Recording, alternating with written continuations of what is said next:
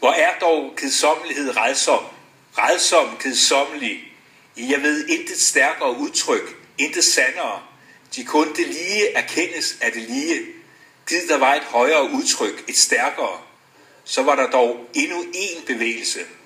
Jeg ligger henstrakt, uvirksom i det eneste, jeg ser er tomhed. Det eneste, jeg lever af, er tomhed. Det eneste, jeg bevæger mig, er tomhed. End ikke smerte lider jeg. Griben hakkede dog bestandig i Prometheus' lever. Loke dryppede der dog bestandig gift ned på. Der var dog en afbrydelse, om end ens for mig. Smerten selv har tabt sin vederkvælelse for mig. Og man bød mig alverdens herligheder, eller alverdens kvaler. De rører mig lige meget. Jeg ville ikke vende mig om på den anden side, hverken for at nå eller for at fly. Jeg dører døden, og hvad skulle kunne adsprede mig?